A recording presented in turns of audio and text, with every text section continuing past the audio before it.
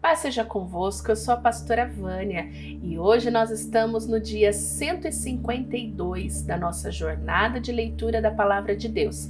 Nós vamos ler o livro de Jó, capítulo 27, 28, 29 e 30.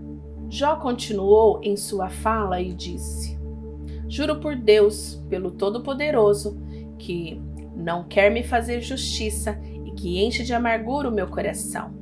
Juro que, enquanto Ele me der forças para respirar, os meus lábios nunca dirão coisas más e a minha língua não contará mentiras. Nunca direi que vocês têm razão de me acusar.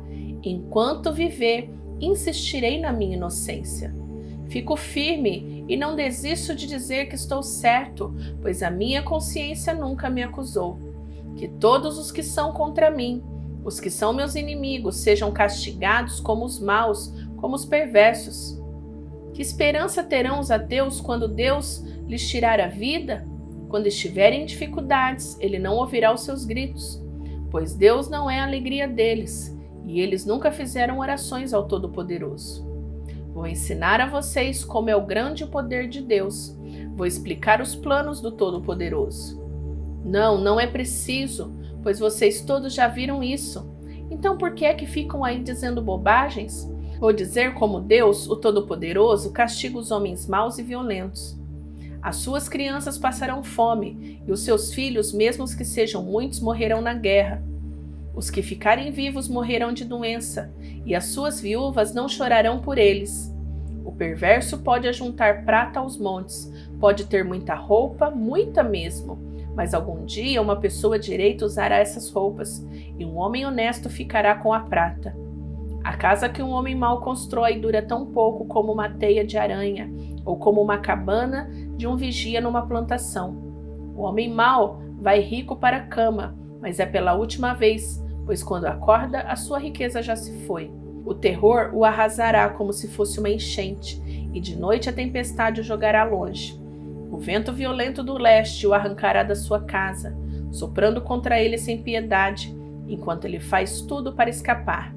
Ele corre e o vento assobia e o apavora com seu poder destruidor. Há minas de onde se tira a prata, há lugares onde se refina o ouro. O ferro é tirado da terra e as pedras se derretem o cobre. Os mineiros levam luz para debaixo da terra. Eles exploram lugares profundos e ali, na escuridão, procuram minérios.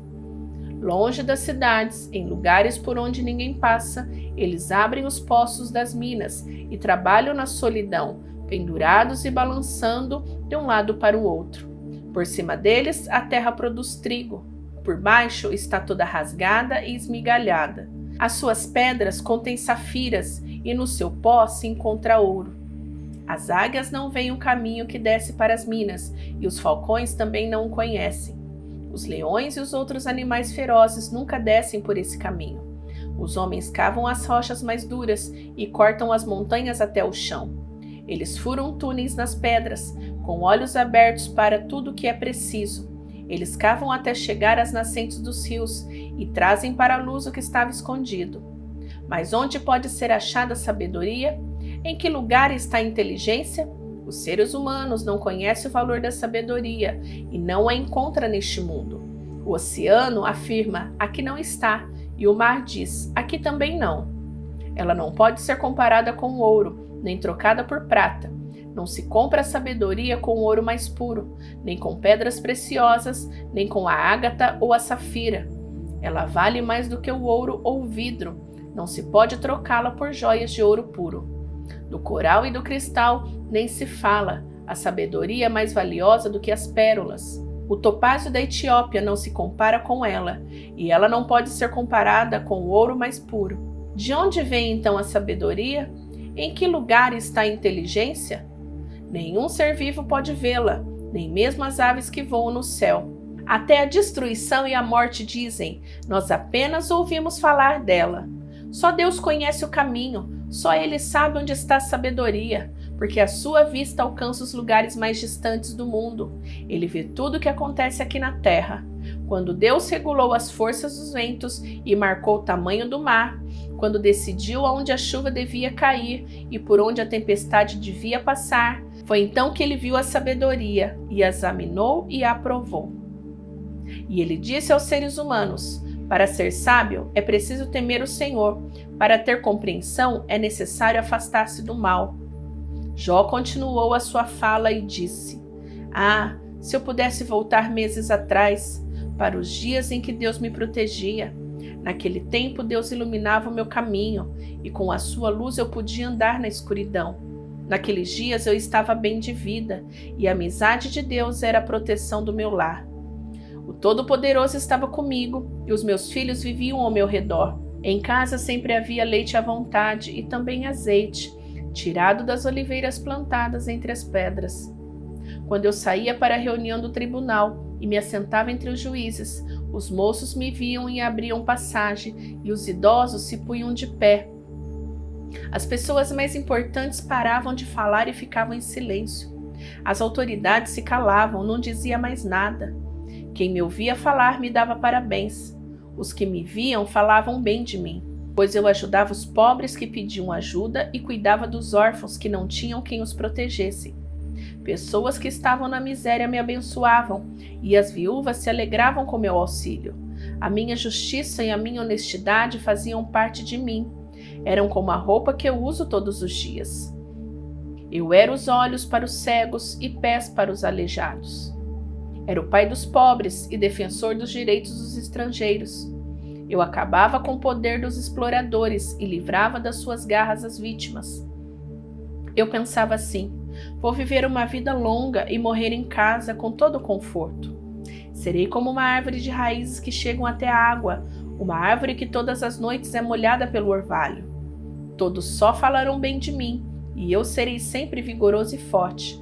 Todas as pessoas me davam atenção e em silêncio escutavam os meus conselhos. Quando acabava de falar, ninguém discordava. As minhas palavras entravam na cabeça deles como se fossem gotas de água na areia. Todas as esperavam ansiosos, como se espera a chuva no tempo de calor. Eu corria para aqueles que tinham perdido a esperança, e o meu rosto alegre lhes dava coragem. Eu era como um chefe, decidindo o que eles deviam fazer, e os dirigia como um homem à frente do seu exército, e os consolava nas horas da aflição. Mas agora, homens mais moços do que eu zombam de mim. Os pais deles não valem nada, e eu não poria essa gente nem com os cachorros que cuidam do meu rebanho. Do que me serviria a força dos seus braços? São homens magros, enfraquecidos de tanto passar fome e miséria. À noite, na solidão de lugares desertos, eles têm de roer raízes secas. Pegam ervas e cascas de árvores e se alimentam de raízes que não servem para comer. São expulsos do meio das pessoas, que os espantam aos gritos como se fossem ladrões. Têm de morar em barrancos medonhos, em cavernas ou nas rochas. Uivam no meio das moitas ou se ajuntam debaixo dos espinheiros. Raça inútil, gente sem nome, são enxotados do país. Mas agora essa gente vem e zomba de mim. Para eles eu não passo de uma piada. Sentem nojo de mim e se afastam e chegam até me cuspir na cara.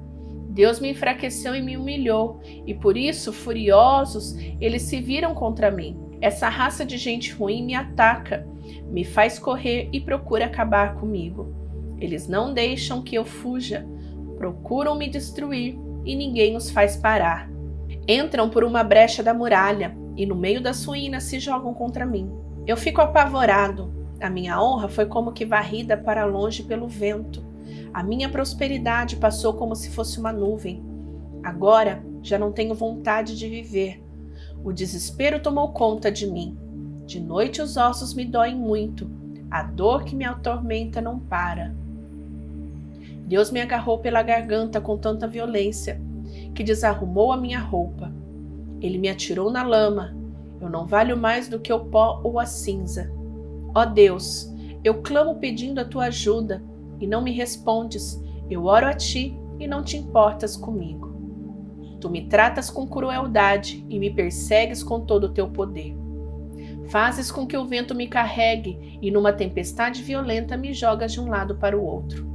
Bem sei que me levarás à terra da morte, o lugar de encontro marcado para todos os vivos. Porque atacas um homem arruinado, que não pode fazer nada, a não ser pedir piedade? Por acaso não chorei com as pessoas aflitas? Será que não tive pena dos pobres? Eu esperava a felicidade e veio a desgraça. Eu aguardava a luz e chegou a escuridão. O meu coração está agitado e não descansa. Só tenho vivido dias de aflição. Levo uma vida triste, como um dia sem sol. Eu me levanto diante de todos e peço ajuda. A minha voz é um gemido triste, como os uivos do lobo ou os gritos do avestruz. A minha pele está ficando preta e o meu corpo queima em febre. Eu costumava ouvir a música alegre de liras e flautas, mas agora só escuto gente chorando e soluçando. Terminamos a leitura de hoje, mas amanhã você precisa voltar para a gente continuar o livro de Jó. Então volta amanhã, mas antes não esquece de deixar o seu gostei e compartilhar este vídeo também na sua rede social. Fica com Deus, beijão da pastora Vânia, tchau, tchau!